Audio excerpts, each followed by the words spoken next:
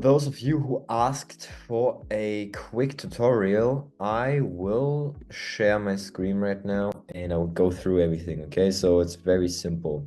Let me actually share you the tools that I've used.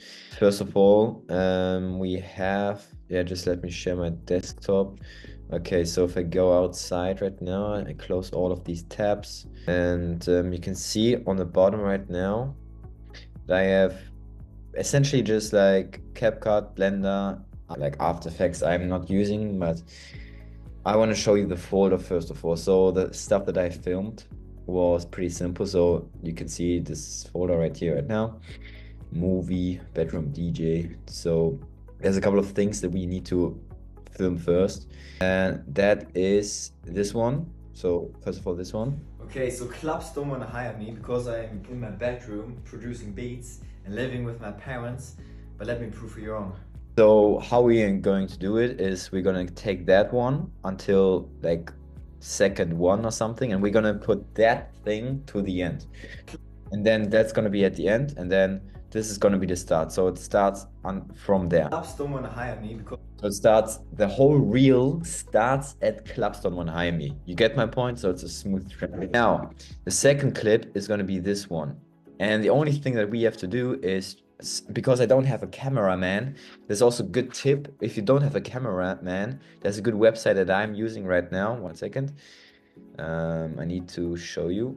We just need to screenshot the transitional scenes. So as you can see, this is the first screenshot of the first transitional scene and the second one, right? So we need to transition from that one where I'm just about to sit down into my laptop that's just going to, close down. So now, how are we going to do that?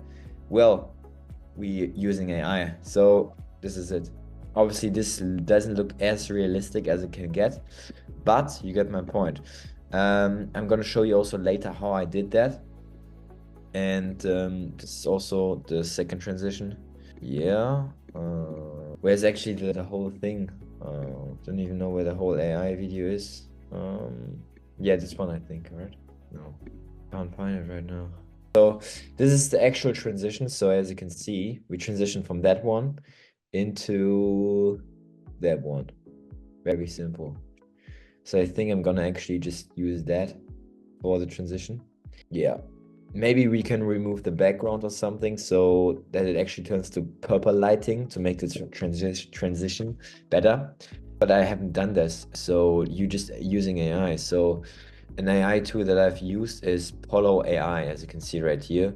So you just put in your image, right? You go in here, you put in your image. So I select the first picture right here, and this is the first one actually. And you just click OK. Then you put in a second picture, which is now named first picture, but yeah, for some reason. Then you click OK, and then you can essentially just type in your prompt, so you can make it like original, consistent, this is just an example, realistic, turning purple, because turning purple, because we have a purple 3D animation after that. And the ending scene is gonna be a purple lighting, how I DJ, right? What I just showed you. Now, this is essentially what you're doing, and then this is what's going to be the end result. Really, really simple. I have the pro version. I would highly recommend it if you don't have a cameraman to download this thing, because, bro, like, without camera movement, your reels are going to look very static. And if you use 3D animation, then it's going to be the perfect tool for you to use, because like, bro, it's... And you also have other tools, so you can turn your videos into actual AI characters, whatever, give it a different touch, image to video, so you can add movement to videos as well, text to video, so you have literally AI, and you have like also explore. I don't know what that is, but yeah, that's essentially the tool. So I think that's it for now. Let me just go into Blender, okay? Let me show you Blender. Oh no, actually, let me share my desktop. So now Blender looks a little bit different. So if I just hide this one, so you can go into camera, and then you can see, where's my beginning scene? I don't know where it is, but I don't give a shit. Okay, doesn't matter. No, let me actually.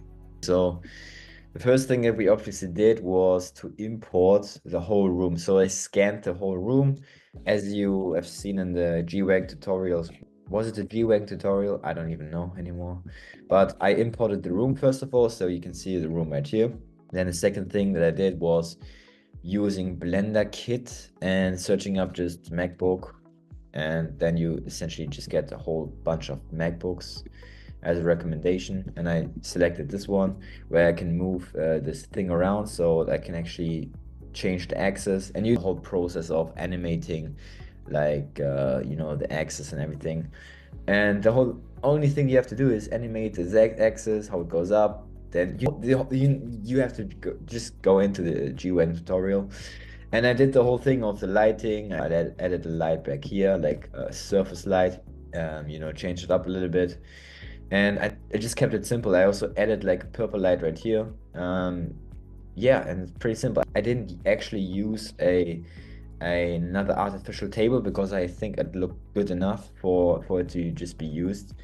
And yeah, I just basically animated the whole thing, how it went up to the upside, as you can see, and it flipped and it opened and it closed itself whilst it went up. And then when it actually like the camera, as you can see, it goes below there, you know, so the camera goes below, and while it's going below, so the camera is kind of like going under, same like the lens.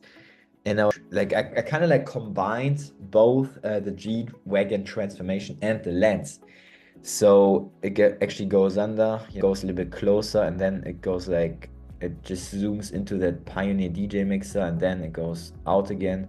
And then as you can see as well, it goes down, and then it transitions into kind of like this scene right here. And this should emulate, let me actually go one second. This should emulate, one second, where, when I open my folder. This kind of like emulates this one, should emulate.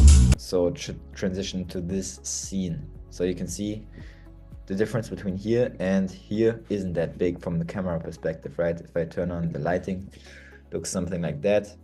So it should work out, right? And the transition should work out very well. You can also see, I can show you the just most previous result. It looks like that. So Best Reel Ever 2 is the latest and looks something like that. Clubs living with my parents, but let me prove you wrong. First of all, you can see already that, you know, maybe I'm gonna text just the stuff in the beginning, the text, the lighting a little bit, maybe some better zoom animations, because they're kind of like kind of crappy, to be honest. They're like very static and they don't flow as well as I want them to. The fonts, I don't like them as much. Maybe I'm going to try to animate the lighting in the background so that it turns purple slowly before that. And also this part right here where I transition into the first scene and then the second scene, this is just unnecessary. I could just use one AI clip and it would make it way smoother. And you just use some animations, because like this blurry thing, nobody recognizes that when they see the reel on loop or for the first time. Like nobody sees that shit in the background. That people just don't see that. Even if I use animations and I turn the background lighting to purple or something, the focus is somewhere completely else, and it's okay for Instagram. So this is perfect. And obviously this transition right here, how I turn it into like I think this could even be better, I think, right? No, this is actually perfect, because dude, this looks actually so good, this transition. Shakes as well, which I like. The lighting is okay, to be honest. It's okay, bro. And then yeah, like this is not good, because like, bro, this is so low on the picture, bro. Like, on the Instagram reel, first of all, this flip right here and this camera movement is so fast, people don't even recognize what's going on. That's not good. So this transition is okay, but like, dude, first of all, I come into play again and it's like, dude, it's so unrealistic, because there's an object and a person. It doesn't fit very well. And the lighting changes as well. It's just too much. It doesn't fit very well. And the eyes on the bottom of the reel, really. So the eyes go everywhere. Like, first we start and the eyes are focused on the middle of the picture, and then, bro, like You know, it doesn't make sense. It has to be centered in the middle, so we keep the attention of the people. And this is also, we could use some animations or whatever. This is just like, yeah, I don't know. And then also this transition, we just using the same thing again, the AI tool that I showed you before. We're just gonna take that picture and then paste that picture into that, and it's gonna create a new video, right? And we can use that, we can add effects over it, increase the speed to make it smoother. And that's as simple as it gets. It's not really that hard. Another thing that I want to show you is there's a software called FL Studio. So I recorded my voice. This is for voice purposes only. So some people might had the impression that this song is actually really, really good. And it's because I use a lot of reverb and effects on the audio itself. So I'm a music producer and I use my skills there as well. So one of the things that I'm doing is, let me show you. Oh, 1 second. I have to. So Clubs don't want to hire me because I'm in my bedroom producing beats and living with my parents. But let me prove for you wrong. you can see I use some reverb, some compression, some limiters. I use this more. This is like really advanced shit. I paid for this plugins, but you don't need that. You just have to basically, you can use stock plugins. So the stock plugins that I used are essentially Fruity Delay. You can also use Fruity Limiter. It's really good. And just use like something like I would highly recommend you use something like OTT. It's also free to download OTT on the web. It's like a free compression product. Don't want to hire. Can't hear it right now, but I don't want to go into depth right now because it's make it really complicated. But you have so many more options in the music production software in and of itself, and I've mastered this software over the past 3 years. So don't compare yourself to me, how I edit this stuff. I know a lot of things, and yeah, you should check out music production tutorials online. They're just huge. There are a lot of people who go into depth. One channel that I can recommend you is In The Mix. So I will show you. He's like the best one if you're a beginner, and he's so detailed with it. You know, every single knob is what every single thing is doing, and he also takes it down to the fundamentals, right? So this channel is perfect for beginners. This is exactly where I started, and now 3 years later, I'm at 1 million streams on Spotify. So just take that serious that I'm recommending this to you right now. And because like bro, he's also like very structured in his approach. It's like school community just for free online. So you can see music production, free plugin start to finish. Like he's got a really, really structured way of showing you, if that's your way of learning. Yeah, and it's really, really good. It's really visual as well, which helps because audio productions can sometimes be confusing, but he's doing it in a visual way. And yeah, this is pretty much it. I hope this had made sense, and let me know. I think I can bring a lot of value to this community. I'm really excited because I can bring my whole expertise together in one thing, and it's really cool.